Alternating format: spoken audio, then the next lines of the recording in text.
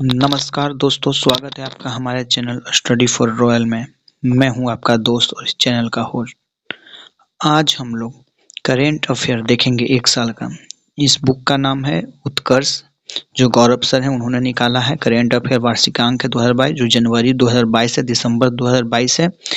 इस बुक से हम लोग पूरे 1 साल का कवर करेंगे। आज हम लोग राष्ट्रीय और अंतर्राष्ट्रीय परिदृश्य देखेंगे, ये सिर्फ देखेंगे आज हम लोग। फिर उसी तरह हम लोग फिर आर्थिक देख लेंगे, उसी तरह सब जैसे जैसे दिया हुआ उसे देख लेंगे। तो चलिए बिना हम लोग देर किए देखते हैं। आज हम लोग ये वर्तमान पदाधिकारी जो है दिया हुआ है नियुक्ति, कौन अभी कहाँ नियुक्त है, तो ये बदलते रहता है कुछ कुछ। तो ये हम लोग एग्जाम के 7 दिन पहले देखेंगे इस चीज को, जो अपडेटेड रहेगा। इसलिए इसको हटा के हम लोग डायरेक्ट यहाँ से आएंगे, राष्ट्रीय और अंतर्राष्ट्रीय परिदृश्य इसको देखेंगे। ये हम 2 पार्ट में देखेंगे, क्योंकि टोटल इसमें 44 या 50 से पेज में दिया हुआ है दोनों। तो हम लोग राष्ट्रीय अंतर्राष्ट्रीय है 50 पेज में, तो 25-25 पेज करके हम लोग 2 पार्ट में इसे देखेंगे। इसी तरह हम लोग रोज एक एक सीरीज इससे इस बुक से करवा देंगे। तो चलिए हम लोग शुरू करते हैं।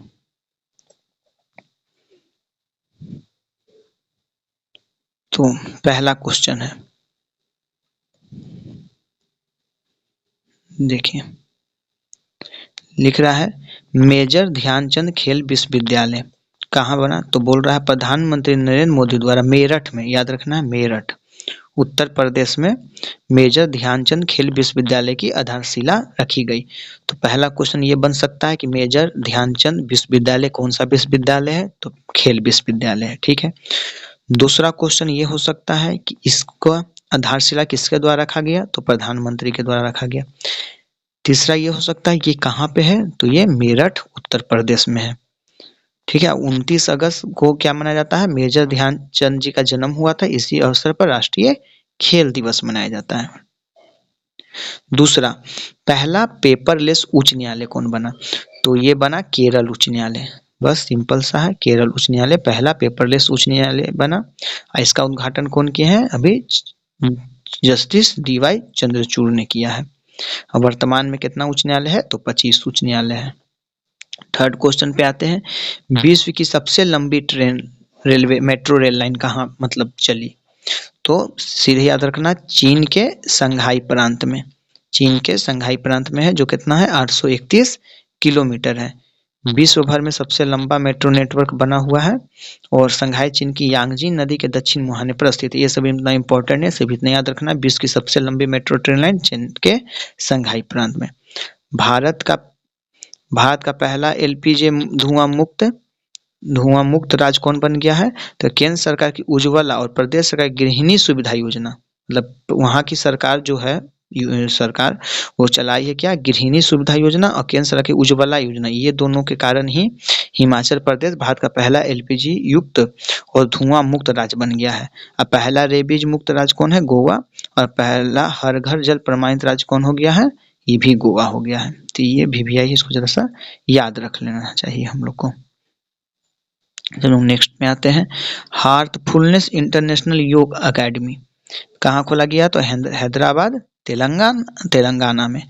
त्रिकोमाली तेल टैंक फार्म, तो श्रीलंका का है ये न्यूज। श्रीलंका के मंत्रिमंडल ने 4 जून 2022 भारत के साथ त्रिकोमाली तेल टैंक फार्म को संयुक्त रूप से विकसित करने की मंजूरी प्रदान की है। बस यही पूछेगा किसके साथ है, तो श्रीलंका के साथ इसका समझौता भारत का हुआ है। अब आइए नेक्स्ट क्वेश्चन पे। नेक्स्ट क्वेश्चन है, साइबर सिक्योरिटी स्टार्टअप सिंपलीफाई किसका है, तो इजरायली बोलता है कि ये जो है Israel cyber security startup simplify का अधिग्रहण किया गया है। अल्फाबेट के स्वामित्व वाली गूगल ने 4 जनवरी 2022 को कंपनी की क्लाउड डिवीजन ने Israeli cyber security startup simplify का अधिग्रहण किया है। फिर है कोप्पलम टॉय क्लस्टर, तो ये कर्नाटक में। कोप्पलम टॉय क्लस्टर कहाँ है, कर्नाटक में, 400 एकड़ में बन रहा है ये।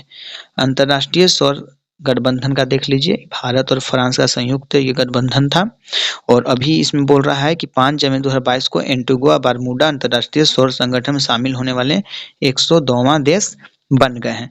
जैसे अभी हम लोग देख रहे होंगे कि एससीओ पहले 8 था, अब उसमें 100 नौवां मतलब 8 था, 9वां सदस्य कौन बन रहा है? ईरान 2023 में बन जाएगा। तो उसी तरह 5 जनवरी 2022 में बोल रहा है कि 102वां बना है, लेकिन अब 23 आने वाला है। तो इस दरमियान में बहुत सारे देश और जुड़े हैं या जुड़ने वाले हैं या एप्लीकेशन दे चुके हैं जुड़ने के लिए। तो वो कौन-कौन देश है, वो अपडेट मैं आप लोग को दे देता हूँ। वो अब बहुत इम्पोर्टेंट है, वो देख लिया जाए। तो देखिए 102 ये हुआ, तो 101 कौन था? तो 101 यूएसए था, अमेरिका, ठीक है। फिर देखिए 103 भी हो गया है। 103 के लिए कौन अप्लाई किया है? तो 103 के लिए हो गया है सीरिया। सीरिया ही बोला है कि हम इसका सदस्यता लेंगे, तो इसको भी मिल जाएगा, 103वां बनेगा। 104 भी आ गया है। 104 नंबर पे कौन है? बहरीन है, ठीक है। बहरीन 104 नंबर पे आ गया है। और 105 नंबर पे भी आ गया है। तो 105 पे कौन बोला है कि हम बनेंगे? तो ये हमारा पड़ोसी देश है नेपाल। नेपाल 105वां देश बनेगा इसमें जुड़ने वाला।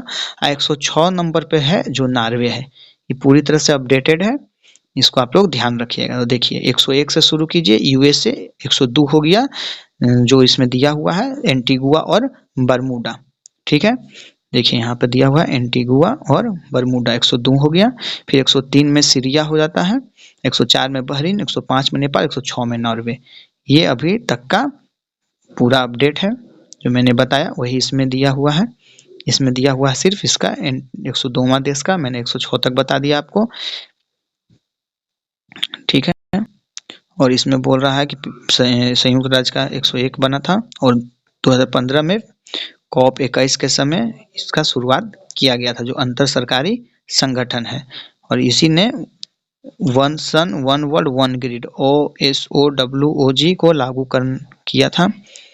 इस पे भी काम करेंगे कि वन सन होना चाहिए, वन वर्ल्ड और वन ग्रिड। फिर है ओपन रॉक संग्रहालय। केंद्रीय मंत्री जितेंद्र सिंह ने 6 जनवरी 2022 को हैदराबाद तेलंगाना में भारत के पहले ओपन रॉक संग्रहालय, पुराना ही न्यूज है, आप लोग के दिमाग में होगा, जो हैदराबाद में मूसी नदी के किनारे, हैदराबाद जो है मूसी नदी के किनारे से, एक्स्ट्रा फैक्ट है ये। ब्लू बुक 5 जनवरी 2022 को प्रधानमंत्री नरेंद्र मोदी का काफिला पंजाब के हुसैनीवाला में राष्ट्रीय शहीद स्मारक से लगभग 30 किलोमीटर दूर तक फ्लाईओवर पर 15-20 मिनट के लिए कुछ प्रदर्शनकारियों के कारण ठहर गया, जो प्रधानमंत्री सुरक्षा में एक बड़ी चूक बताई गई है। क्या है? तो बोल रहा है कि प्रदर्शनकारियों के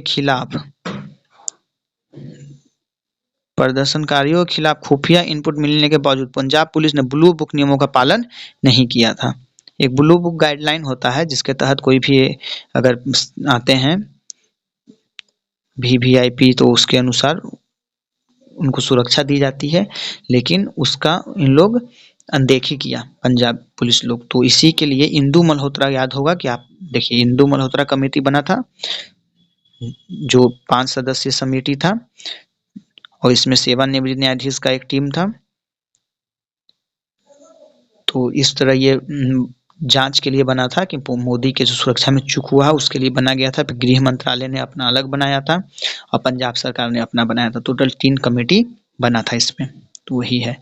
अब आइए, भारत की पहली मोबाइल हनी प्रोसेसिंग वैन, जो खादी और ग्रामोद्योग है ना, उसी के मतलब थ्रू ये सब चलता है।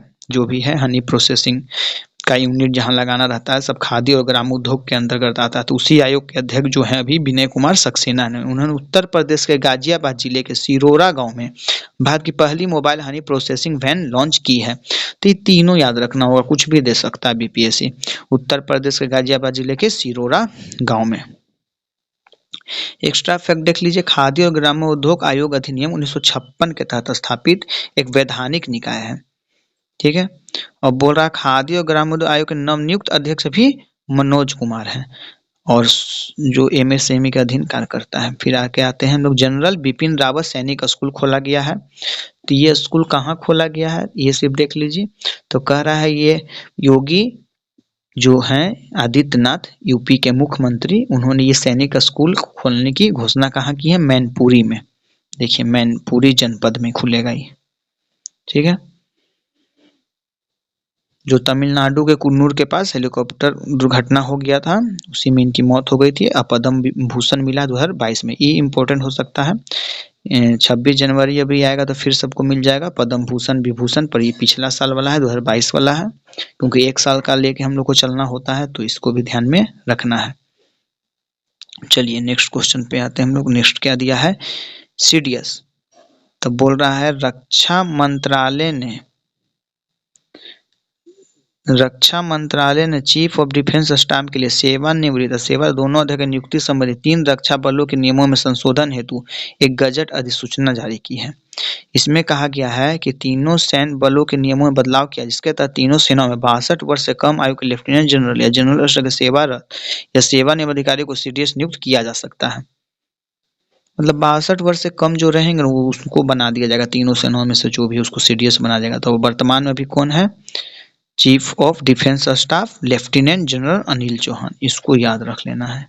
ये हो गया आपको VVI। तो चलिए नेक्स्ट हम लोग देखते हैं इंडोनेशिया की राजधानी। आपको पता है कि जिस तरह पर्यावरण प्रदूषण हो रहा है पर्यावरण में, उसके तहत ग्लोबल वार्मिंग बढ़ गई है, जिसके कारण आपको जितना भी बर्फ है वो जल्दी जल्दी पिघल रहा है, जिसके कारण समुद्र का स्तर बढ़ गया, जिसके कारण इसका राजधानी जो था वो डूब गया था, जकार्ता। ठीक है, तो उसके बाद क्या है कि नूरसंतारा को नया राजधानी के रूप में इन लोग बना रहे हैं। तो ये जो नूरसंतारा है, तो पूछ सकता है कभी कभी कि किस द्वीप पर है, तो आप लोग को बोलना है बोर्निया द्वीप पर स्थित है। और कहाँ है, तो पूर्वी कलिमंताना प्रांत में के लगभग है तरफ है ये।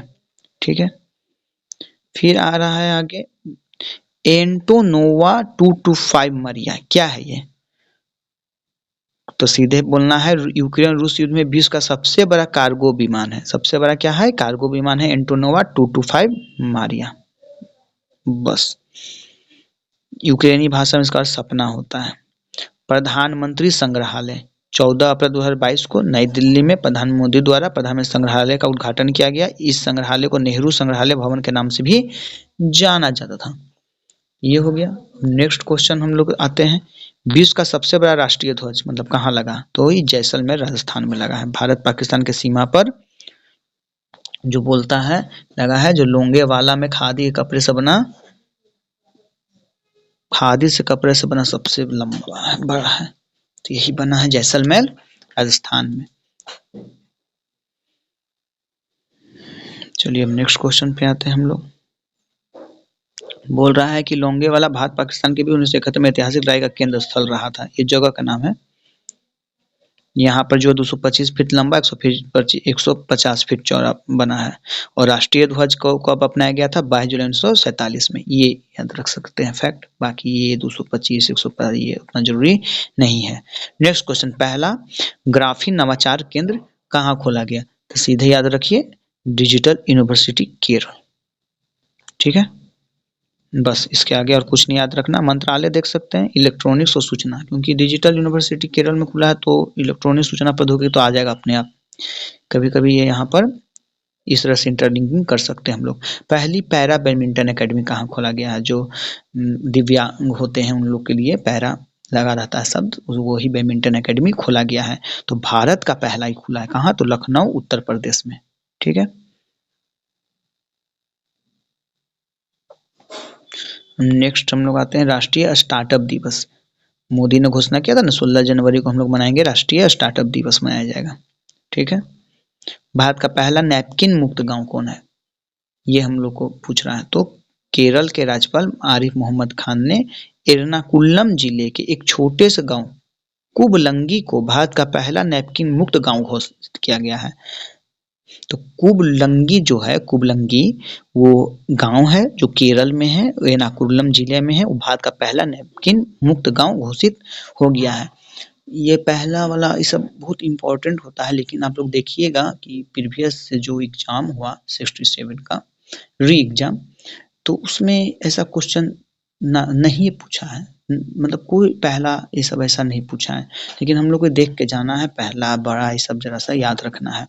तो पहला नैपकिन मुक्त गांव कौन हो गया, एर्नाकुलम का जिला का कुबलंगी। और इसके पहले हम लोग हिमाचल प्रदेश पढ़े थे, जो भारत का पहला एलपीजी युक्त एलपीजी के साथ और धुआं मुक्त बन गया था। अब पेपरलेस उच्च न्यायालय कौन बना था पहला, तो केरल। ये सब पहला वाला फिर से हम आपको एक बार दिमाग में दे दिए। और रॉक संग्रहालय हम लोग पढ़े थे हैदराबाद तेलंगाना में बना था। और मोबाइल हनी प्रोसेसिंग वैन आया था पीछे, वो कहाँ बना है तो उत्तर प्रदेश के गाजियाबाद जिले के सिरोड़ा गाँव। ठीक है, ये सब पहला वाला मैंने फिर से आप लोग को बता दिया कि याद रहे। अब नेक्स्ट हम लोग देखते हैं, बोल रहा है एयर इंडिया। एयर इंडिया क्या है, केंद्र सरकार ने एयर इंडिया को टाटा सन्स को सौंप दिया है। मतलब एयर इंडिया किसके अंतर्गत आ गया है, अब टाटा सन्स इसको अब स्वामित्व वाली कंपनी के रूप में ये चलाएगा एयर इंडिया को। तो एयर इंडिया एयरलाइन की स्थापना 1932 में हुई थी और टाटा एयरलाइंस के रूप में हुई थी। 1946 में द्वितीय इस पर टाटा एयरलाइंस को एक सार्वजनिक कंपनी बदल दिया और नाम बदल कर एयर इंडिया लिमिटेड कर दिया गया था। ठीक है, नेक्स्ट राष्ट्रीय युवा संसद महोत्सव। ठीक है, 10 से 11 मई 2022 को संसद के सेंट्रल हॉल नई दिल्ली में राष्ट्रीय युवा संसद महोत्सव का तीसरा संस्करण आयोजित किया गया। यहाँ देखिए संसद लगा हुआ है, आप लोग ये समझ जाइएगा कि स्वामी विवेकानंद के जो बनाया जाता है उनके जन्मदिन के अवसर पर राष्ट्रीय युवा दिवस, वो जो 12 जनवरी को, लेकिन वो नहीं है, ये है राष्ट्रीय युवा संसद महोत्सव। यहाँ लगा हुआ है संसद महोत्सव, वो रहता है राष्ट्रीय युवा दिवस। ठीक है, तो यहाँ 10 से 11 मार्च को हुआ था, ये इम्पोर्टेंट नहीं, कहाँ हुआ था ये इम्पोर्टेंट है, तो सेंट्रल हॉल नई दिल्ली में। इस तरह के क्वेश्चन पूछे जाते हैं और पूछे गए भी हैं। तीसरा संस्करण है, ये उतना मायने नहीं रखता है। फिर ये मायने रखता है कि युवा मामला और खेल मंत्रालय द्वारा इसे संयुक्त रूप से आयोजन किया गया, लोकसभा सचिवालय के द्वारा। ये दोनों आपको याद रखना है। और इसमें कौन कौन भाग लेते हैं, तो 18 से 25 आयु वर्ग के लोग इसमें रहते हैं। लोकसभा सदस्य की न्यूनतम आयु एक्स्ट्रा फैक्ट दे दिया है 25 और राज्यसभा की 30। चलिए नेक्स्ट, प्राकृतिक गैस प्रणाली में हाइड्रोजन के मिश्रण की पहली परियोजना, तो गेल जो है वो कर रहा है ये चीज मध्य प्रदेश के इंदौर में, जो पहला होगा ऐसा हाइड्रोजन प्राकृतिक गैस प्रणाली में हाइड्रोगैस के मिश्रण वाली पहली परियोजना। ठीक है, नेक्स्ट आते हैं, भारत का पहला कोयला मेथनॉल पायलट। भारतीय केंद्रीय भारी उद्योग मंत्री महेंद्र नाथ पांडे ने भारत का पहला कोयले से मेथनॉल पायलट संयंत्र देश को समर्पित किया है। ये भी भेल द्वारा है, ऊपर जो था वो गेल द्वारा था, देखिए गेल, ये भेल। ठीक है, भेल द्वारा स्वदेशी रूप डिजाइन विकसित और स्थापित है ये, जिसमें और ये एक्स्ट्रा फैक्ट है, कोयला के प्रकार कौन कौन होता है, एंथ्रासाइट सबसे अच्छा, उसका बिटुमिनस, फिर लिग्नाइट, फिर पीट।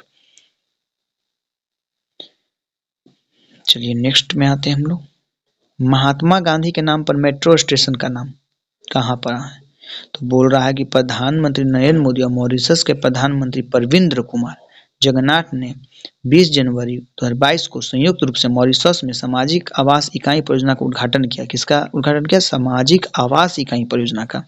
इस दौरान मॉरिशस के प्रधानमंत्री ने घोषणा किया कि मॉरिशस के एक बड़े मेट्रो स्टेशन का नाम भारत के महात्मा गांधी के नाम पर रखा जाएगा। ये तो हमेशा हरियाणा में होता है, 35वां सूरज कुंड अंतर्राष्ट्रीय शिल्प सम्मेलन, तो फरीदाबाद हरियाणा, यूपी मत मार दीजिएगा, गाजियाबाद यूपी, फरीदाबाद हरियाणा। ठीक है, मंत्रालय कौन कौन था, इस मेले का आयोजन कौन कौन किया है, हरियाणा पर्यटन द्वारा केंद्रीय पर्यटन कपड़ा संस्कृति विदेश मंत्रालय का सहयोग से किया गया। ये मेन पूछेगा आपको, इस वर्ष के मेले में उज्बेकिस्तान भागीदार राष्ट्र के रूप में पूछता है, जैसे बांग्लादेश दे देगा, ये दे देगा, वो दे देगा, तो उज्बेकिस्तान इस बार है भागीदार राष्ट्र के रूप में। और थीम स्टेट कौन है, जम्मू कश्मीर। ये दोनों याद रखना है। मंत्रालय इसमें इसलिए इंपॉर्टेंट नहीं हो जाएगा, इसमें बहुत सारे मंत्रालय, तो इतना मंत्रालय नहीं पूछेगा जनरली, सीधे पूछ सकता है कि 35वां सूरज कुंड कहाँ हुआ, तो फरीदाबाद में। और जिसमें राष्ट्र के रूप में कौन भागीदार था, उज्बेकिस्तान, राज्य के रूप में तो कौन था, जम्मू कश्मीर। नेक्स्ट पे आते हैं हम लोग, गणतंत्र दिवस जो 2022 को 73वां मनाया गया। 2022 को 73वां, अभी 2023 को जो बनेगा वो कैवा बनेगा, 74वां बनेगा। ठीक है, तो देखिए हम लोग का जब गणतंत्र 1950 में हुआ था, तब 2022 माइनस 1950 घटाइए, 2022 और 1950, तो बोलिएगा कि 72 आता है, 73वां कैसे माना, तो 72।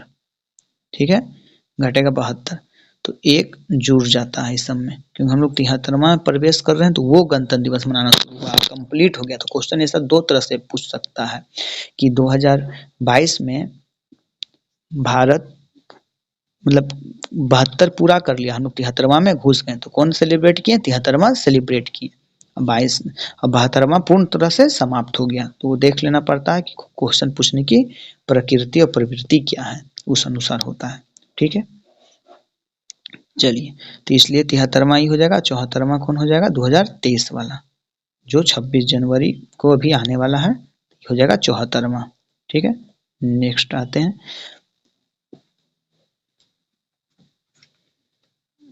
तो सरसेर झांकी उत्तर प्रदेश, याद रखिएगा, सरसेर झांकी उत्तर प्रदेश को मिला था। ठीक है, और कुछ नहीं इसमें उतना इम्पोर्टेंट है। आगे, विश्व का सबसे बड़ा इग्लू कैफे कहाँ खोला गया? तो जम्मू कश्मीर के गुलमर्ग में। ठीक है, इसमें कितना कंफ्यूजन होगा, अभी तो लग रहा है कि बहुत इजी है रे भाई, इग्लू कैफे है तो पहाड़ी इलाका में होगा, तो जम्मू कश्मीर के गुलमर्ग में।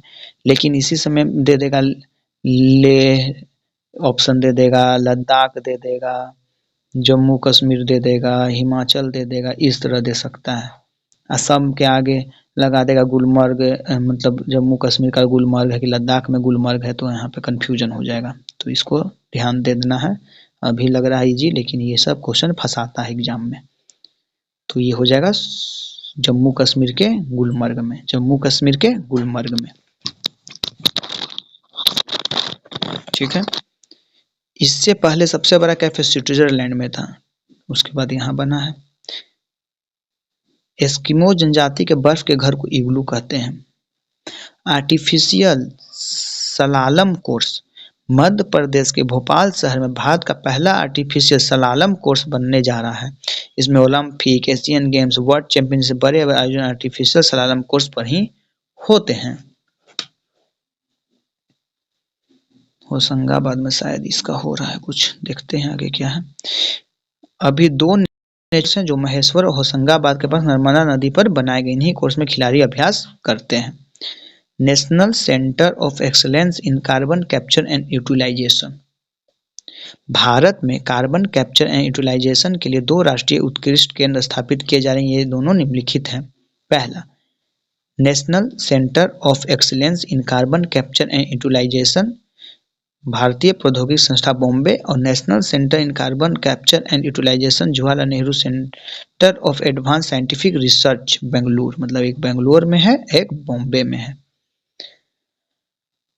भारत सरकार द्वारा विज्ञान और प्रौद्योगिकी विभाग ने समर्थन से इन दो केंद्रों की तैयार किया जा रहा है। दोनों अटल सुरंग, फेवरेट क्वेश्चन, बीपीएससी या अन्य एग्जाम में हमेशा पूछता है इसकी। अटल सुरंग वो कितना किलोमीटर है, कभी कुछ पूछ देता है, कभी कुछ, इसके बारे में हम लोग देख लेते हैं।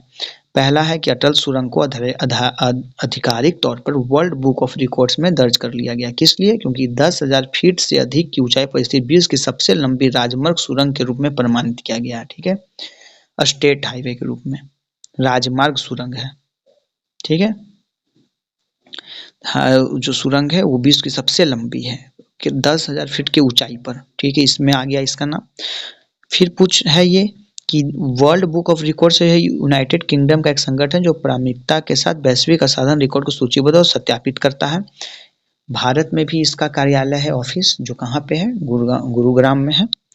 मनाली को हिमाचल प्रदेश में लाहौल स्पीति घाटी से जोड़ने के लिए, अब देखिए पिछला बार पूछा था कि कितना किलोमीटर है ये अटल सुरंग, तो 9.02 किलोमीटर लंबी है। और पूछ देगा कि किसको किसको मिलाएगा, तो यहाँ से ही ज्योग्राफी का क्वेश्चन निकलता है। बीपीएससी का ज्योग्राफी का अधिकतर क्वेश्चन इसलिए नहीं पकड़ा था लोगों को कि वो लोग करेंट वाला ज्योग्राफी नहीं पढ़ते हैं, अधिकतर करेंट वाला ही ज्योग्राफी पूछता है, इसी से निकाल के जो इसमें आता है ना, मतलब करेंट में जहाँ जहाँ ज्योग्राफी आ रहा है ना, उसके डायमेंशन को आप देख लीजिए, क्वेश्चन पकड़ाना शुरू हो जाएगा। तो देखिए यहाँ क्या बोल रहा है, लाहुल स्पीति घाटी से जोड़ने के लिए बना है अटल सुरंग। मनाली को हिमाचल प्रदेश में, मतलब मनाली को लाहुल स्पीति से जोड़ता है। ठीक है, इसको याद रखना है। लाहुल स्पीति जिले में मनाली के पास सोलंग घाटी को सिरसुर से जोड़ती है, जो पूर्व में रोहतांग सुरंग के नाम से जाना जाता था। भारत की सबसे बड़ी कुश्ती एकेडमी, कुश्ती वाला एकेडमी सबसे बड़ी कहाँ खुल रही है, ये इसमें क्वेश्चन है। जैसे पैरा बैडमिंटन का लखनऊ उत्तर प्रदेश में खुला था, इसका देख लेते हैं। तो ये भी देखिए उत्तर प्रदेश में, कुश्ती को गोद लिया है उत्तर प्रदेश, हॉकी को गोद लिया है उड़ीसा, जहाँ भी चल रहा है उड़ीसा में हॉकी का वर्ल्ड कप।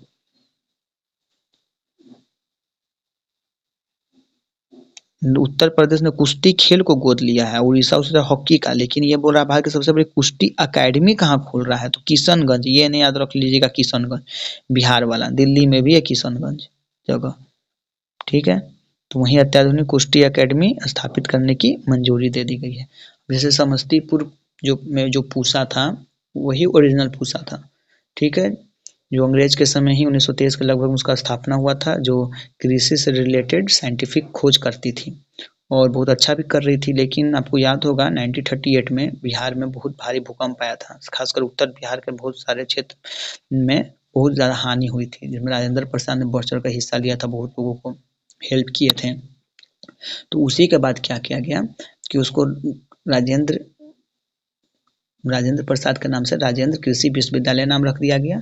और यहाँ वाला जो पूसा था इसी का नाम दिल्ली में चल गया और उसी को अब मतलब माना जाता है। तो वहाँ लिखता है समस्तीपुर नई दिल्ली, ठीक है, पूसा कृषि विश्वविद्यालय इस तरह से हो गया।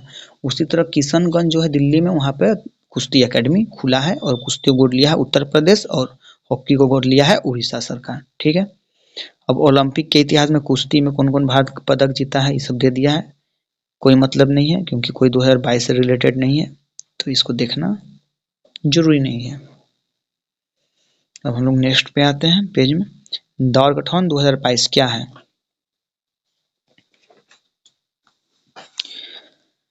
ये नारकोटिक्स कंट्रोल ब्यूरो ने साइबर विशेषज्ञों के लिए डार्क वेब में गुमनाम बाजारों की पहचान को उजागर करने के समाधान हेतु एक सम्मेलन बुलाया था, उसी का नाम रखा गया डॉकथॉन 2022 सम्मेलन।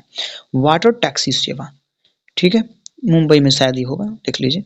पर्यटन को बढ़ावा देने के लिए मुंबई में वाटर टैक्सी सेवा शुरू की गई है। वाटर टैक्सी सेवा है, ठीक है, टैक्सी यहाँ लिखा हुआ, वाटर टैक्सी सेवा। वाटर टैक्सी सेवा पहली बार जुड़वा शहरों मुंबई और नवी मुंबई को जोड़ेगी, ठीक है। वाटर टैक्सी सेवा याद रखिएगा मुंबई में ही है, मतलब महाराष्ट्र स्टेट, अगर पूछे तो महाराष्ट्र स्टेट में। नेक्स्ट, एशिया का सबसे बड़ा बायो सीएनजी संयंत्र अधिकतर गड़बड़ाते हैं बायो सीएनजी में। ये भी देखिए इंदौर मध्य प्रदेश में ही खुल रहा है बायो सीएनजी संयंत्र। इसके पहले हम लोग देखे थे ना, गेल द्वारा आया था ना कि गेल जो है एक भेल हम लोग पढ़े थे कि गेल कहाँ पे किया था, तो वो भी था इंदौर शहर में ही। और ये जो है बायो सीएनजी संयंत्र ये भी इंदौर शहर में ही है। प्राकृतिक गैस प्रणाली में हाइड्रोजन का मिश्रण वाला हम लोग पढ़े थे, याद कीजिए, गेल के द्वारा बनाया गया था, जो इंदौर में ही बनाया गया था, ठीक है। ये फिर एक इंदौर में है बायो सीएनजी वाला, एशिया का सबसे बड़ा है, ध्यान रखिएगा। Vikram Sarabhai children innovation centre, ठीक है, तो ये क्या है कि गुजरात में विक्रम साराभाई सेंटर का शुभारंभ किया गया, कहाँ, तो गुजरात में। बस इतना ही याद रखना है। 100वां हर घर नल वाला जिला कौन बन गया है। पहले तो ये हर घर नल का जल जो है ये बिहार सरकार की योजना थी, जिसको पसंद आया केंद्र सरकार ने इसको अपना लिया। उसी तरह जैविक कॉरिडोर जो सबसे पहले माननीय मुख्यमंत्री नीतीश कुमार के द्वारा शुरू किया गया था, तो वो भी केंद्र सरकार को वो योजना अच्छा लगा था, तो वो भी वो एक्सेप्ट किया उस योजना को, मतलब लिया। और गंगा किनारे भारत सरकार भी जैविक कॉरिडोर को बढ़ावा दे रही है। फिर इसी तरह प्रीपेड मीटर सबसे पहले बिहार लागू किया, इसको भी केंद्र सरकार भी करने जा रही है धीरे धीरे। तो उसी तरह ये हर घर नल का जल है जो बिहार का ओरिजिनल था, इसको केंद्र सरकार एक्सेप्ट किया और इसको जल जीवन मिशन के तहत किया जा रहा है पूरा। तो कह रहा है हिमाचल प्रदेश का आकांक्षी जिला चंबा देश का 100वां हर घर नल जिला बन गया है। और हर घर नल का जल सब 100% पहुंच गया है कहाँ, तो आपको पता होगा गोवा में, ठीक है। और ये 100वां जिला है और यहाँ पे देख लीजिए लास्ट में कि भारत का पहला हर घर जल प्रमाणित जिला कौन है, बुरहानपुर एमपी। और भारत का पहला हर घर जल प्रमाणित राज्य कौन है, गोवा। अब आप लोग को बताना है इसमें कि पहला, अब आप लोग को ये बताना है पहला केंद्र शासित प्रदेश कौन है जो हर घर नल का जल वहां 100% पहुंच गया है। ये आपको कमेंट सेक्शन में बताना है कि वो कौन सा केंद्र शासित प्रदेश है। जैसे गोवा तो राज्य न हो गया जहाँ 100% पहुँच गया है, 100% पहुँचा, उसी तरह 100% केंद्र शासित प्रदेश में भी पहुँचा है, वो आप लोग को बताना है। और जिला में ही बता दिया कि पहला हर घर नल जिला प्रमाणित था बुरहानपुर एमपी का, 100वां बन गया है चंबा जो हिमाचल का है। चंबा मतलब चंबा घाटी समझ जाइएगा, वो सब एमपी वाला हिमाचल का है ये। ठीक है, नेक्स्ट पे आते हैं हम लोग। पहला व्यावसायिक बायोमास आधारित हाइड्रोजन संयंत्र। देखिए बायोमास आधारित हाइड्रोजन संयंत्र यहाँ पूछ रहा है, ये भी मध्य प्रदेश के खंडवे जिला में है। और एक था हाइड्रोजन वाला, एक बायो सीएनजी वाला था जो भी हम लोग इधर पढ़े हैं। देखिए यहाँ पर बायो सीएनजी, तो बायो सीएनजी कहाँ, इंदौर में। बायो सीएनजी इंदौर में। ये है बायोमास आधारित हाइड्रोजन संयंत्र, बायोमास से आधारित हाइड्रोजन है तो खंडवा जिला में। ठीक है, और एक हम लोग पढ़े हैं प्राकृतिक गैस में हाइड्रोजन का मिश्रण वाला जो गेल द्वारा किया गया है, वो इंदौर में किया गया है। ठीक है, वो भी हाइड्रोजन ही था, हाइड्रोजन का मिश्रण वाला ही, पर प्राकृतिक गैस में था वो। और ये है बायोमास में, तो ये है खंडवा में, वो था इंदौर में। और एक यहाँ पे हो गया इंदौर का बायो सीएनजी, इसमें हाइड्रोजन नहीं है, सीएनजी वाला, तो ये हो गया इंदौर में।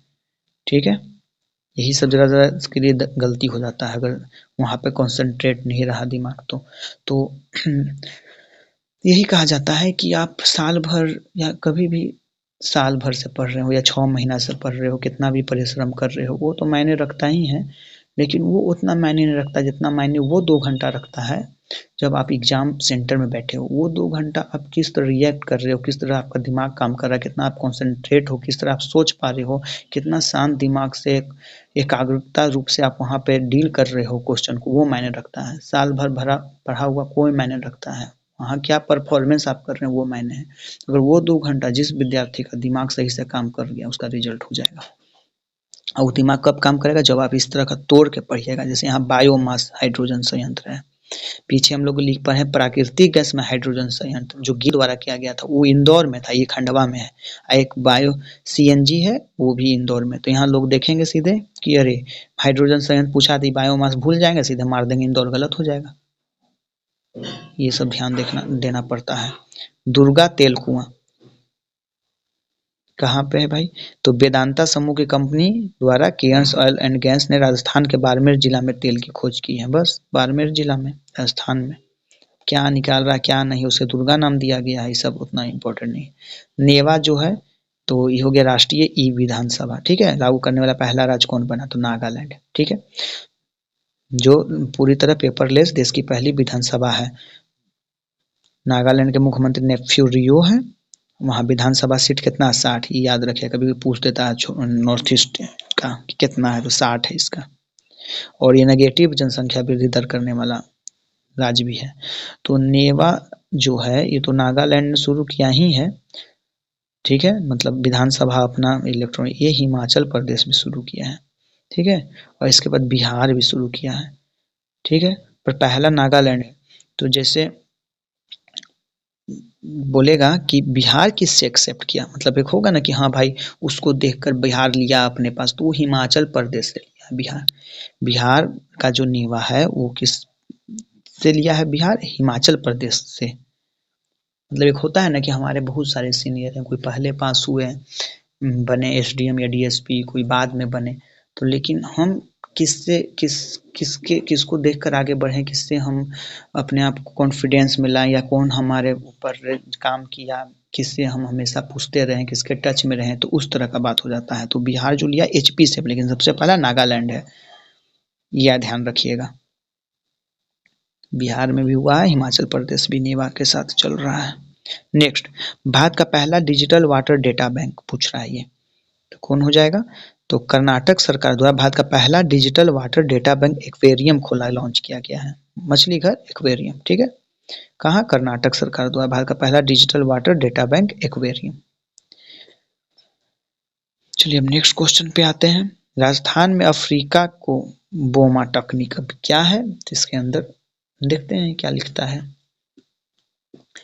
कह रहा है कि राजस्थान के भरतपुर जिले के केवलादेव राष्ट्रीय उद्यान में अफ्रीका की बोमा तकनीक का प्रयोग किया गया है। देखिए अब ये तकनीक तो हर जगह होगा विदेश में, पर बिहार राजस्थान किससे ले रहा है, तो अफ्रीका से ले रहा है बोमा तकनीक। ये बात हुआ। जिस तरह नागालैंड सबसे पहला किया था विधानसभा को पेपरलेस, हिमाचल किया, बिहार भी किया। तो बिहार किससे लिया, किससे लिया, एचपी से वो सीखा, उसी से वो किया। इस प्रयोग चित्तल या चित्रीदार हिरणों को पकड़ने, उन्हें मुकुंदरा हिल्स टाइगर रिजर्व में पहुंचाने के लिए किया गया है। ठीक है। बोमा कैप्चरिंग तकनीक अफ्रीका में काफी लोकप्रिय है, जिसे फनल जैसी बार के माध्यम जानवरों का पीछा कर उन्हें एक बड़े बाड़े में पहुंचाया जाता है। केवला देव राष्ट्रीय उद्यान doctor Salim Ali bird man of the India की कर्मस्थली है।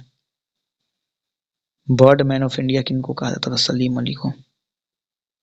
नेक्स्ट, इंद्रायणी मेडिसिटी भारत का पहला चिकित्सा शहर, पूना में शायद हम, हाँ, महाराष्ट्र के पूना में खेर ताल्लुक में 300 एकड़ भूमि क्षेत्र में बनाया जा रहा है। इसका नाम इंद्रायणी मेडिसिटी रखा गया है। विंग्स इंडिया 2022 कहाँ हुआ है, तो ये पहले हो जाएगा नागरिक उड्डयन मंत्रालय के द्वारा, भारतीय विमानपत्तनम प्राधिकरण, भारतीय वाणिज्य एवं उद्योग महासंघ फिक्की द्वारा संयुक्त रूप से बेगमपोर्ट एयरपोर्ट में हैदराबाद में, जो हैदराबाद अब कहाँ पर गया, तेलंगाना। ये याद रखिएगा अब कि आंध्र प्रदेश, आंध्र प्रदेश का अब अमरावती राजधानी है, तेलंगाना हैदराबाद। तो उस एयरपोर्ट में हुआ है, बेगमपेट एयरपोर्ट में। इसका विषय वस्तु क्या था, थीम इंडिया एडेड 75 विमान एवं उद्योग के लिए नया क्षितिज है। Mahatma Gandhi green triangle, Madagascar की राजधानी एंटानानोरिवो में महात्मा गांधी हरित तिराहे का अनावरण किया गया है। ग्रीन ट्रायंगल का पट्टिका में हरा सब सतत विकास और पर्यावरण को बचाने के लिए प्रतिबद्धता को दर्शाता है।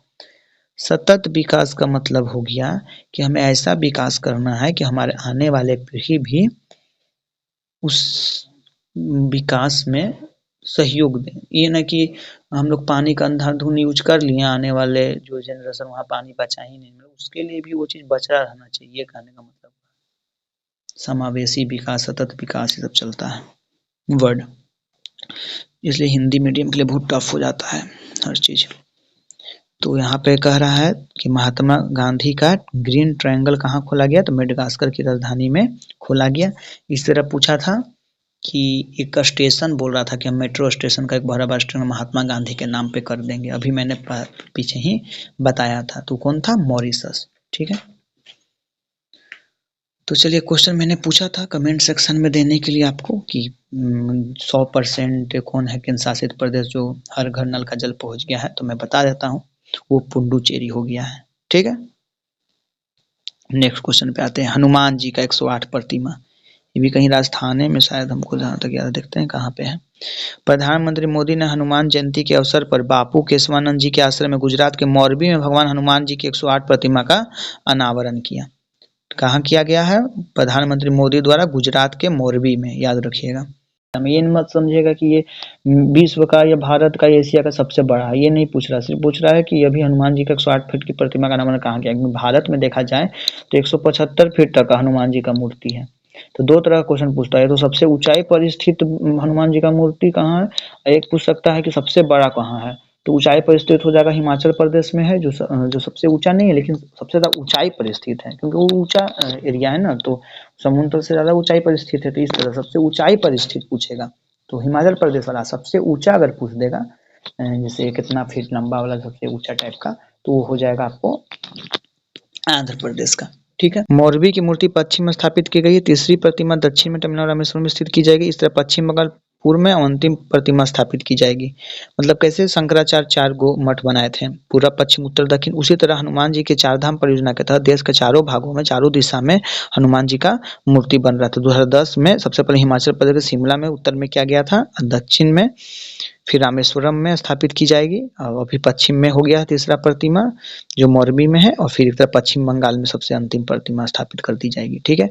Tree city of the world, तो इसमें हो जाएगा 2 का संयुक्त नाम आ जाएगा, tree city of the world 2021 के रूप में मान्यता दिया। 2021 याद रखिएगा, 22 वाला भी मिलेगा 23 में, तो 21 वाला मिला 22 में। तो कौन कौन, तो हैदराबाद और मुंबई।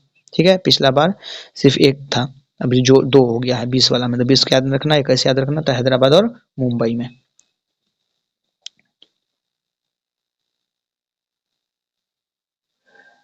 हैदराबाद को लगातार दूसरे वर्ष में दिया गया है, और 2020 में हैदराबाद को मिला था, तो इस बार बोले इस बार 2 को मिल गया, हैदराबाद के साथ मुंबई को भी। ठीक है। अब नेक्स्ट क्वेश्चन पे आते हैं। भारत का पहला सामुदायिक रेडियो स्टेशन, पहला पूछ रहा है सामुदायिक रेडियो स्टेशन, तो ये भी गुजरात में ही होगा। लिख रहा है कि प्रधानमंत्री नरेंद्र मोदी गुजरात दौरे के समय दूधवाणी नामक, इसका क्या नाम है, दूधवाणी सामुदायिक रेडियो स्टेशन का उद्घाटन किया, जो बनासकांठा जिला के सहकारी दूध उत्पादक संघ द्वारा स्थापित किया गया है, जिसे बनास डेयरी के नाम से भी जाना जाता है। यह भारत का पहला सामुदायिक रेडियो स्टेशन जो पूरी तरह से पशुपालकों को समर्पित है। इसका नाम क्या है, दूधवाणी, यही पूछेगा। भारत का पहला सामुदायिक रेडियो स्टेशन कहाँ खोला गया, गुजरात में बनासकांठा जिले में सहकारी दूध उत्पादक संघ के द्वारा स्थापित दूधवाणी नाम से है। भारत की पहली कार्बन न्यूट्रल पंचायत कौन बन गया है, तो ये देखिए बोल रहा है कि राष्ट्रीय पंचायती राज दिवस के अवसर पर जो 24 अप्रैल को मनाया था कि इसी दिन लागू हुआ था पंचायती राज, तथा सौर ऊर्जा संचालित होने वाले जम्मू संभाग की सांबा जिला पल्ली भारत की पहली कार्बन न्यूट्रल पंचायत बन गई है। पल्ली गांव ऊर्जा स्वराज का एक बड़ा उदाहरण है। कार्बन न्यूट्रल शून्य कार्बन डाइऑक्साइड उत्सर्जन को संदर्भित करता है। कार्बन न्यूट्रल शब्द का प्रयोग ऊर्जा उत्पादन, परिवहन, उद्योग और कृषि के संदर्भ में किया जाता है। कल का न्यूज पढ़ रहे थे हम, तो उसमें पेपर, तो उसमें एक बहुत इंटरेस्टिंग चीज़ ये पढ़े हम कि न्यूजीलैंड एक ऐसा देश है जहाँ की जनसंख्या मतलब पशुओं से कम है। वहाँ मवेशी ज़्यादा है। मवेशी कहने का मतलब जंगली पशु जानवर नहीं, मतलब जो इसको हम लोग पाल सकते हैं, जैसे भेड़, बकरी, गाय, भैंस, ऐसा जानवर।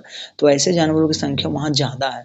वहाँ मनुष्य की संख्या से दुगुना तिगुना कहा जाता है, बहुत ज़्यादा है। दुगुना तिगुना भी नहीं, बहुत ज़्यादा है। मतलब आई थिंक बोलता है कि अगर 50 लाख वहाँ पर अगर जनसंख्या है तो 1 करोड़ मवेशी है वहाँ पर, तो इस तरह कहा जा सकता है कि बहुत ज़्यादा है।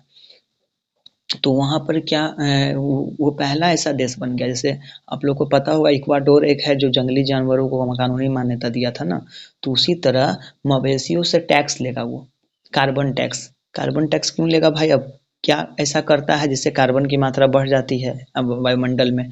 तो वहाँ बोल रहा है कि जो भी मालिक होंगे, मतलब जो मवेशी को पालेंगे जो भी मालिक होंगे, उनसे टैक्स लिया जाएगा कि आप कितने जानवर रख रहे हैं, उस अनुसार से उन्हें टैक्स देना होगा। वो भी किस टैक्स देना होगा, तो जानवर को रखने वाला टैक्स नहीं दिया जाएगा, आपका जानवर कार्बन कितना उत्सर्जन कर रहा है वो टैक्स होगा। कैसे, तो बोला जाता है कि मतलब वहाँ के मतलब साइंटिस्ट लोग जो भी कृषि या जानवरों के साइंटिस्ट हैं, वैज्ञानिक थे, उन्होंने बोला है कि साल भर में जो है ना 150 से 200 किलो मीथेन गैस को उत्सर्जित कर देते हैं। मीथेन गैस समझ रहे हैं ना, उसको उत्सर्जित करते हैं। मीथेन गैस बहुत बड़ा कारण है ग्लोबल वार्मिंग के लिए।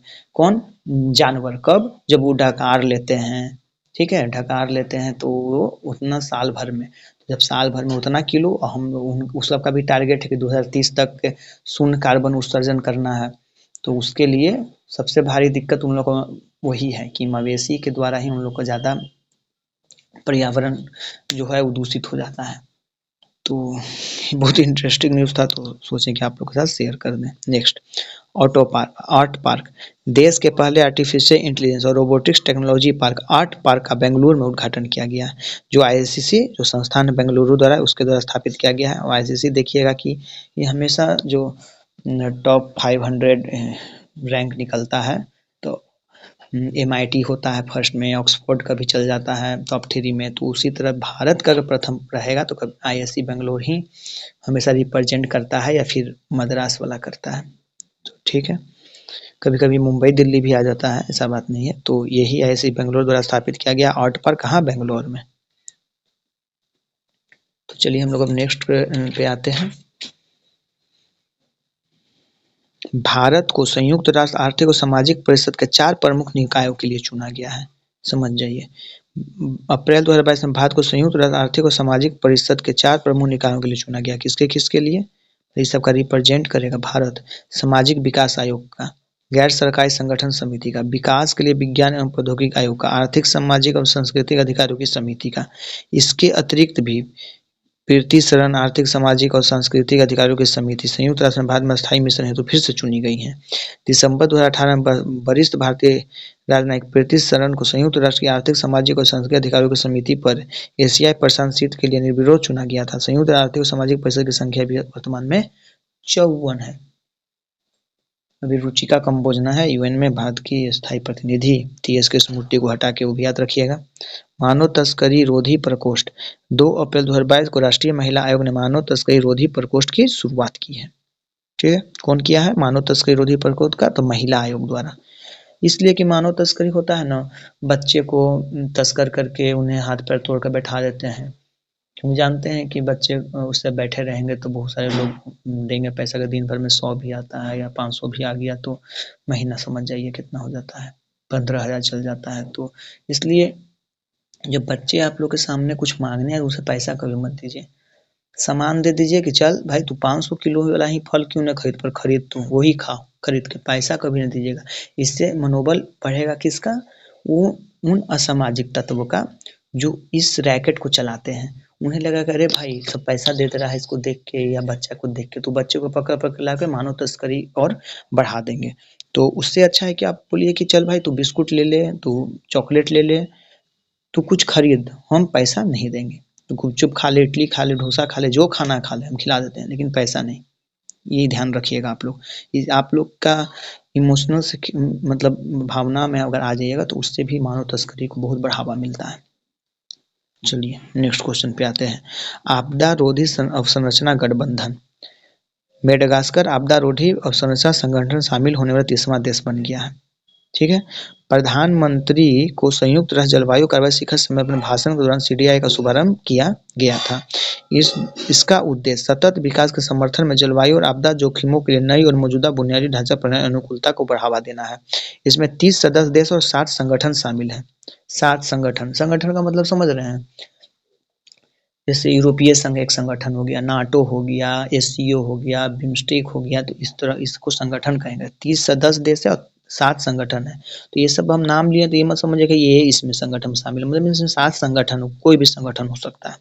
सीडीआई का सचिवालय नई दिल्ली में है, जो भारत में स्थित है। इसमें अब कुछ वैसा है नहीं, और ये अधिनियम 1947 द्वारा चल रहा है।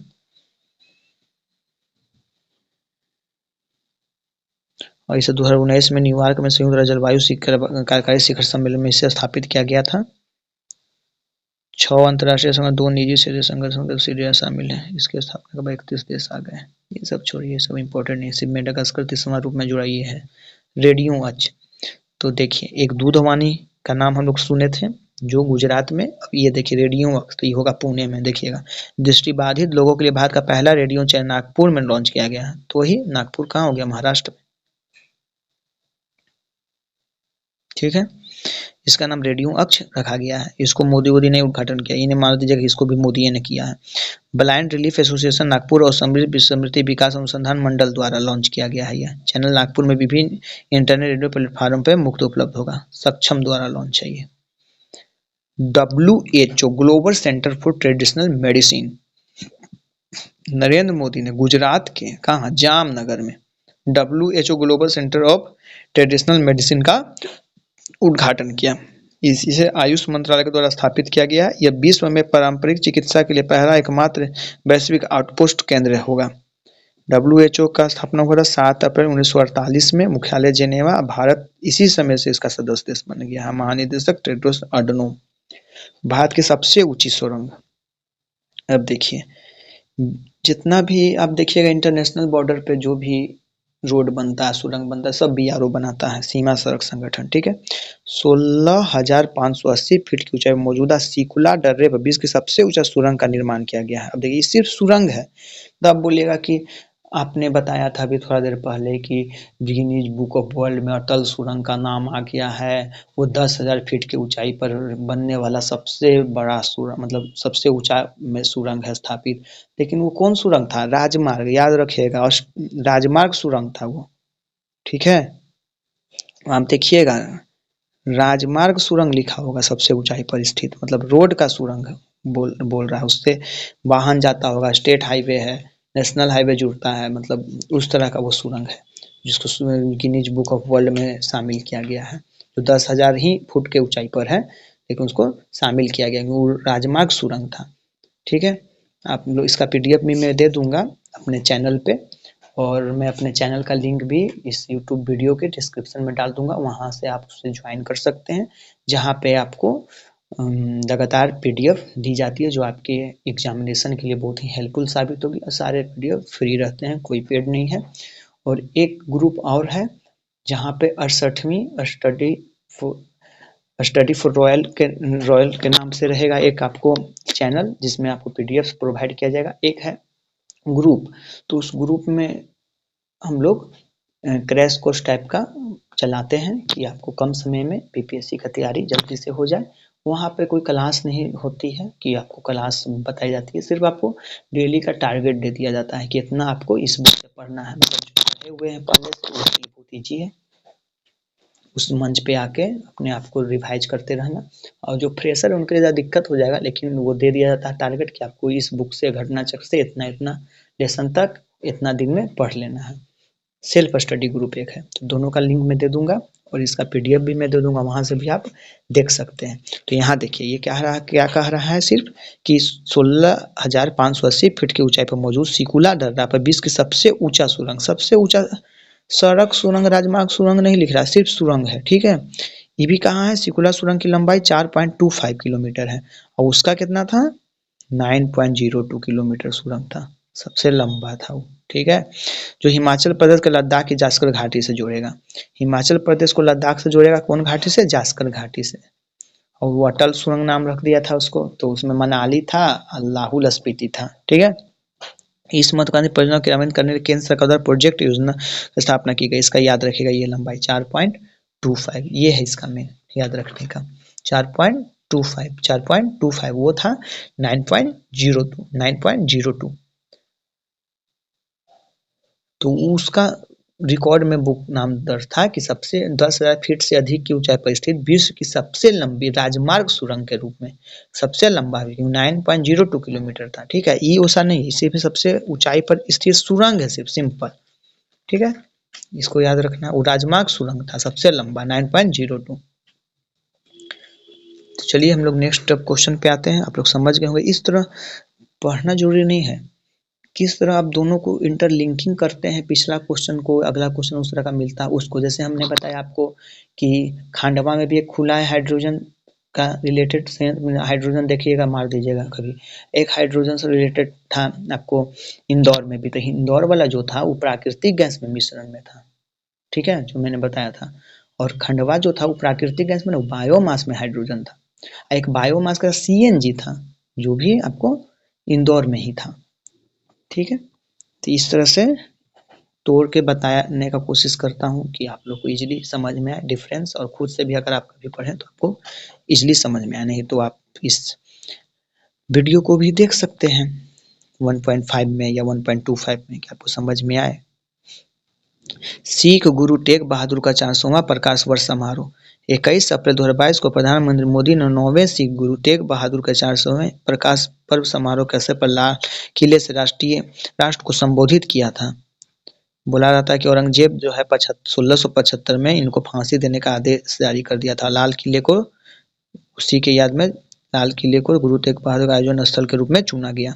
इस दौरान उन्होंने डाक टिकट और 400 रुपए का सिक्का भी जारी किया। हिंदी की चादर तेग बहादुर, हिंद दी चादर। चलिए नेक्स्ट क्वेश्चन पे, 10 गीगावाट के संचयी और प्रतिष्ठानों को पार करने वाला पहला राज्य कौन बन गया है, तो राजस्थान। अगर पूछेगा, एक देखिए एक होता है ऑन ग्रिड, एक होता है ऑफ ग्रिड, ठीक है, और दोनों को अगर मिला लिया जाए तो होता है, वो भी हो जाता है। तो देखिए सोलर एनर्जी जो है, सोलर एनर्जी बराबर एक होता है ऑन ग्रिड ऑन, एक होता है ऑफ, ठीक है। ऑन ग्रिड ऑफ ग्रिड दो टाइप का हो गया। एक रूफटॉप भी होता है, ठीक है, रूफटॉप, एक ग्राउंड होता है, ठीक है, दो याद रख, 4 हो गया, ऑन ग्रिड ऑफ ग्रिड, एक रूफटॉप हो गया, रूफटॉप मतलब छत के ऊपर रूफटॉप, और एक आपको क्या हो गया ग्राउंडेड, ठीक है, ग्राउंड पर। तो आपको याद रखना है कि जितना तरह का है टोटल ओवरऑल, मतलब ओवरऑल अगर सोलर एनर्जी का बात करें कि कौन सा राज्य सबसे ज्यादा प्रोड्यूस कर रहा है उससे एनर्जी, तो वो हो जाएगा राजस्थान, ठीक है। आराम से राजस्थान मारेगा, कोई संशय नहीं, राजस्थान को लगाना है टिक। अगर वही रूफटॉप में पूछ दे, रूफटॉप का मतलब छत के ऊपर या मतलब ऐसा सरकारी जगह जहाँ पे आपको ग्राउंड बिजी नहीं रहे, उस तरह का अगर रूफटॉप हो रहा है सरकारी बिल्डिंग पे, तो गुजरात सबसे ज़्यादा है। जैसे बिहार में भी एक योजना चल रहा है, नीचे मछली ऊपर बिजली, तो ऊपर बिजली मतलब क्या, इलेक्ट्रॉनिक से कोयला वाला तार लगा के नहीं, मतलब कि आप जमीन का भी यूज कर रहे हैं और जमीन को बर्बाद भी नहीं कर रहे हैं। तो तालाब के ऊपर जो जगह है वहाँ हम लोग सोलर प्लेट से यूज करके बिल्डिंग को हम लोग या जहाँ भी देना है उस एनर्जी का यूज कर सकते हैं। नीचे मछली का भी पालन हो सकता है, तो इस तरह किया जा रहा है। तो उसी में बोला गया है कि राजस्थान जो है सबसे ज़्यादा 10 गीगावाट को पार कर गया है। ठीक है, अब गुजरात आपको रूफटॉप में है ही नंबर 1, तो यही डिफरेंस है। भारत का पहला फ्लो केमिस्ट्री टेक्नोलॉजी हब कहाँ है, तो हैदराबाद में। ठीक है, जो तेलंगाना में है, याद रखिएगा। जम्मू कश्मीर के लिए परिसीमन आयोग गठित हो चुका है, तो ये पढ़ लेते हैं। सर्वोच्च न्यायालय की सेवानिवृत्त न्यायमूर्ति रंजना प्रकाश देसाई की अध्यक्षता में परिसीमन आयोग ने केंद्र शासित प्रदेश जम्मू कश्मीर के परिसीमन आदेश को अंतिम रूप दिया गया है। इस आयोग के पदेन सदस्य सुशील चंद्रा पूर्व मुख्य चुनाव आयुक्त और के शर्मा राज्य चुनाव आयुक्त हैं। क्षेत्र के 90 विधानसभा क्षेत्र में से 43 जम्मू कश्मीर के और 47 कश्मीर क्षेत्र के लिए होगी, बता दिया। टोटल हम लोग 90 विधानसभा वहाँ है, इसमें 43 जम्मू कश्मीर के लिए, 47 कश्मीर के लिए। 9 विधानसभा क्षेत्रों को अनुसूचित जनजातियों के लिए आरक्षित रखा गया, जिसमें 6 जम्मू क्षेत्र में और 3 कश्मीर। 31 अक्टूबर 2019 को जम्मू कश्मीर राज्य में 2 केंद्र शासित प्रदेश बनाए गए, जम्मू कश्मीर और लद्दाख। कल्हन की राजतरंगी ग्रंथ में जम्मू कश्मीर इतिहास का वर्णन मिलता है। अब बोल रहा भारत की पहली 100% डिजिटल बस सेवा कहाँ खोला गया है, तो मुंबई में भाई खोला गया है इसको। इसे टैप इन टैप आउट सुविधा के साथ लॉन्च किया गया है। यह भारत की पहली 100% डिजिटल बस सेवा होगी। ठीक है, महाराष्ट्र के वर्तमान मुख्यमंत्री एकनाथ शिंदे हैं। मध्य अफ्रीकी गणराज्य ने बिटकॉइन को अपनी आधिकारिक मुद्रा के रूप में अपना लिया है। इसके साथ ही यह ऐसा कानून बनाने वाला दूसरा देश हो गया है। पहला आप लोग जानबे करते हैं, अल सल्वाडोर होना चाहिए। अल सल्वाडोर पहला है जो इसको अपनाया था। वर्तमान में सीआर अपनी मुद्रा के रूप में फ्रांस समर्थित सीएफए फ्रैंक का इस्तेमाल करता है। बिटकॉइन क्रिप्टो करेंसी एक अभ्यासी मुद्रा है। यहाँ पर एक एक्स्ट्रा फैक्ट मैं आपको और बता दूं कि बिटकॉइन के जो संस्थापक थे वो रशियन थे। उनका नाम था सातोशी नाकामोटो। तो कहता है यहाँ पर कि पहला देश तो बन गया था अल सल्वाडोर और दूसरा मध्य अफ्रीकी गणराज्य बना। एक चीज और याद रखिए कि जो उनके संस्थापक हैं सातोशी नाकामोटो, उनका एक कांस्य मूर्ति का अनावरण किया गया है। तो वो कौन देश किया है, इसको कमेंट सेक्शन में बताइए आप लोग। ठीक है, नहीं तो मैं फिर बता दूंगा। उनका अनावरण किया गया है उस देश में। मैंने आगे क्वेश्चन है ग्लोबल इनोवेशन पार्टनरशिप। तो भारत के साथ ब्रिटेन ने इस पर काम कर रहा है, जो देखा जा रहा है वन रोड वन बेल्ट जो है चीन का, उसके एक कार्ड के रूप में देखा जा रहा है। ठीक है, नेक्स्ट, रूस को संयुक्त राष्ट्र पर्यावरण विश्व पर्यटन संगठन मतलब WTO से बाहर कर दिया गया है। ये कहा जा रहा है 27 अप्रैल को वोटिंग होनी थी। रूस ने वोटिंग से पूर्व ही रशियन राजस्व निकाय से हटने की घोषणा कर दी। इसकी स्थापना किया गया था 1975 में, जिसका मुख्यालय मैड्रिड स्पेन में है। चक्रवाती तूफान आसानी आया था, तो दक्षिणी बंगाल की खाड़ी में पश्चिमी मध्यवर्ती और आसपास के क्षेत्र में इसका निर्माण हुआ था। इस चक्रवात का नाम श्रीलंका द्वारा दिया गया था, जिसका अर्थ होता है क्रोध।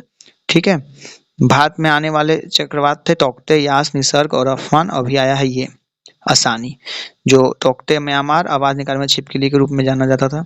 वन जीवों को कानूनी अधिकार देने वाला पहला देश कौन है, तो इक्वाडोर बन गया है। तो दक्षिण अभी बताया था आपको, और मैंने न्यूजीलैंड का भी कहानी आप लोगों के साथ शेयर किया था, किस तरह वहाँ जनसंख्या मनुष्य का कम है लेकिन मवेशी का ज्यादा है, और किस तरह उन्होंने कार्बन टैक्स दिया है, तो ये मैंने बताया था। तो इसमें बताया गया कानूनी अधिकार निर्णय दिया गया है, और बंदर ईश्वर के मामले सुनवाई के दौरान अपने 2022 में सुनाया गया था। ठीक है, तो हम लोग नेक्स्ट क्वेश्चन पे आते हैं। मोटे अनाज से संचालित भारत का पहला एथेनॉल संयंत्र कहाँ बन रहा है, तो बिहार का पूर्णिया जिला में, मोटा अनाज से रिलेटेड। ठीक है, इसको याद रखना। भारत की पहली आदिवासी स्वास्थ्य वेधशाला कहाँ खोला गया है, तो उड़ीसा राज्य में, स्वास्थ्य वेधशाला भुवनेश्वर के पास। ठीक है, नेक्स्ट क्वेश्चन है सरकारी स्कूलों में नाश्ता देने वाला भारत का पहला राज्य कौन बन गया, तो तमिलनाडु। मिड डे मील भी वहीं से लगभग शुरू किया गया था, और सरकारी स्कूल में नाश्ता भी दे रहा है तमिलनाडु ही सरकार। तो ये पसंद आया था सरकार को मिड डे मील योजना, तो वो ले लिया था, और तमिलनाडु जो है सरकारी स्कूल में नाश्ता देने वाला पहला भारत का राज्य बन गया है। मतलब मिड डे मील जो 1995 में जो केंद्र सरकार इसे मतलब एक पूरे देश में लॉन्च किया था, जैसे मैंने बताया ना, जैसे हर घर नल का जल, जैविक कॉरिडोर, ये सब कुछ योजना बिहार सरकार का भारत सरकार लिया, पसंद आया। तो उसी तरह 1962 से ही तमिलनाडु में मिड डे मील योजना चल रहा था वहाँ के स्कूलों में, तो उसको बहुत पसंद आया केंद्र सरकार को। उस समय की जो तत्कालीन सरकार थी वो उसे ले ली उस योजना को और पूरे भारत में लागू की थी। ठीक है, 1995 में मिड डे मील के नाम से चालू किया गया था। अब उसको राष्ट्र पीएम पोषण मिशन कहा जाता है। तो इसमें 1 से 5 क्लास तक को पहले दिया जाता था, अब 8 तक दिया जाता है। अब तो यहाँ तक कि जेब जितना भी सरकार की राशि से सहायता प्राप्त जो भी स्कूल है, चाहे वो ये मदरसा हो या जो भी जिसमें सरकारी पैसे जाते हों, वहाँ भी मिड डे मील योजना लागू है। आंगनबाड़ी में सब जगह अब हो गया है। पहले ये 1 से 5 क्लास तक ही था, तो उसी समय मुख्यमंत्री तो तमिलनाडु सरकार की योजना थी मेन, जिसको केंद्र सरकार अपनाया था। उसी तरह सरकारी स्कूल में नाश्ता देने वाला भी पहला राज्य बन गया है तमिलनाडु है, जो मिड डे मील शुरू किया था। अगर ये भी पसंद आता है तो भारत सरकार फ्यूचर में ले सकती है इस योजना को। ठीक है, जिसमें कुपोषित बच्चों को सरकार देख रही है और उसको कुपोषित ना हो ये काम कर रही है, क्योंकि यूएन के एक रिपोर्ट के अनुसार कुपोषित का जितना भी जनसंख्या है उसमें भारत ही सबसे ज्यादा है कुपोषित बच्चों के मामला में। ठीक है, उसी को कम करने के लिए विश्व का सबसे लंबा कांच का पुल कहाँ बना है? तो विश्व का सबसे लंबा कांच का पुल वियतनाम में निर्मित कर किया गया है। इस ब्रिज का नाम बैंक लॉन्ग ब्रिज है। इसका अंग्रेजी में व्हाइट ड्रैगन होता है, ये वियतनाम में है। ठीक है, इस ब्रिज 632 मीटर लंबा है और करीब 2073 फीट का है, जिसकी ऊंचाई 150 मीटर यानी 492 फीट है। ये वियतनाम की राजधानी हनोई है। संत का दर्जा पाने वाले समान भारतीय व्यक्ति कौन बन गए हैं? देव सहायम पिल्लई को वेकिटन में पोप फ्रांसिस द्वारा संत घोषित किया गया है। देव सहायम संत का दर्जा पाने वाला पहला समान भारतीय व्यक्ति है। उन्होंने 18वीं शताब्दी में तत्कालीन ब्राह्मण को सम्राट में ईसाई धर्म अपना लिया था। ठीक है, अब नेक्स्ट क्वेश्चन पे आते हैं हम लोग।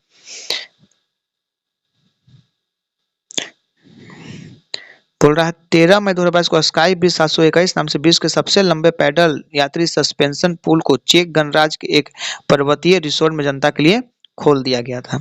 ये दूसरा चीज है, स्काई ब्रिज 721 नाम से विश्व के सबसे लंबे पैदल यात्री सस्पेंशन ब्रिज है। पैदल यात्री सस्पेंशन ब्रिज स्काई ब्रिज 721 जो मैंने यहाँ पे अभी हम लोगों ने पढ़ा था। तो ये कौन था? यह है बैक लॉन्ग ब्रिज, जो वियतनाम द्वारा है विश्व का सबसे लंबा कांच का पुल है, सबसे लंबा कांच का पुल है। ठीक है, अब नेक्स्ट क्वेश्चन पे आते हैं हम लोग। निवेशन प्रोत्साहन समझौता भारत और किसके बीच हुआ है? संयुक्त राज्य अमेरिका ने जापान के टोक्यो में निवेश प्रोत्साहन समझौता पर हस्ताक्षर किया है। इस समझौते पर विदेश से सचिव विनय कवात्रा और यूएस के जो है सीईओ स्कॉट नाथन ने हस्ताक्षर किया है। मतलब जापान में हुआ है ये दोनों पर, लेकिन कौन दो देश के बीच हुआ है? भारत और अमेरिका के बीच। अब विदेश मंत्रालय की तरफ से कौन थे सचिव यहाँ के? तो विनय कवात्रा गए थे। ठीक है, संयुक्त राष्ट्र मानवाधिकार परिषद संयुक्त राष्ट्र महासभा ने अपने मानवाधिकार परिषद के में रूस की जगह चेक गणराज्य को शामिल करने के पक्ष में मतदान कर दिया है। यूक्रेन पर हमले पर मानवाधिकार उल्लंघन को लेकर यूएन ने रूस को निलंबित कर दिया है। तो यूएनएचआरसी 2006 में बना था, इसका मुख्यालय जेनेवा और स्विट्जरलैंड में। अनुच्छेद 142 क्या है? तो सुप्रीम कोर्ट ने संविधान के अनुच्छेद 142 के तहत असाधारण शक्तियों का इस्तेमाल करते हुए पूर्व प्रधानमंत्री राजीव गांधी के हत्यारे एजी प्रिविलेंस को रिहा करने का आदेश जारी कर दिया, जो उनको मारी मतलब जो मारी थी। तो एक महिला थी जो अपने आप को मानव बम के रूप में, पहला घटना था पूरे विश्व में जो उड़ा दिया था। लेकिन इसमें जो जो पीछे से शामिल थे, जो लोग प्रत्यक्ष या अप्रत्यक्ष रूप से शामिल थे, उन्हें सजा हुई थी, तो शायद उन्हें आदेश जारी कर दिया रिहाई होने का। ठीक है, पेरिलेवन पूर्व प्रधानमंत्री हत्या के केस में अपने 3 अन्य साथियों के साथ दोषी ठहराया गया था, जिसे पिछले 3 वर्षों जेल की सजा काट रहा था। मई 1991 के चुनावी रैली के दौरान महिला ने खुद को बम से उड़ा लिया था। इसके चपेट में आकर प्रधानमंत्री राजीव गांधी की जान चली गई। इसके बाद पेरिलेवन के साथ साथ मरुलंगन, संथल और नलिनी को उम्र कैद की सजा दी गई थी। सेक्स वर्क को एक पेशे के रूप में मान्यता प्रदान कर दिया गया है। सर्वोच्च न्यायालय ने अपने एक महत्वपूर्ण आदेश में सेक्स वर्क को पेशे के रूप में मान्यता प्रदान कर दिया। कहा है कि इसे व्यवसायिक कानून के तहत सम्मान और सुरक्षा प्रदान किया जाना चाहिए। तो आज हम लोग यहीं तक देखते हैं। ये वीडियो आप लोग देख लीजिएगा और आगे फिर मैं इसमें जो भी राष्ट्रीय अंतर्राष्ट्रीय और बचे हुए जो भी है उससे मैं करवा दूंगा। तो मैंने पहले पढ़ाने के पहले एक बार देखा, उसे समझा, फिर इधर उधर देखा, कुछ और अपडेट है तो उसे शामिल किया जिस तरह, और इंटरलिंकिंग किया, जैसे एक जैसा वर्ड को, जैसे हाइड्रोजन कहाँ कहाँ खुला, पहला कहाँ कहाँ, जहाँ कन्फ्यूजन हो, इस तरह मैंने बताया है। इसे देखिएगा, पसंद आएगा आप लोग को। लेकिन मैं बता देता हूँ, वो हंगरी की राजधानी बुडापेस्ट में उकास मूर्ति उनका खुला था, जो बिटकॉइन के संस्थापक थे उनका। बाकी तो सब्सक्राइब कीजिए, लाइक कीजिए और अपना प्यार बनाए रखिए। जय हिंद, जय भारत।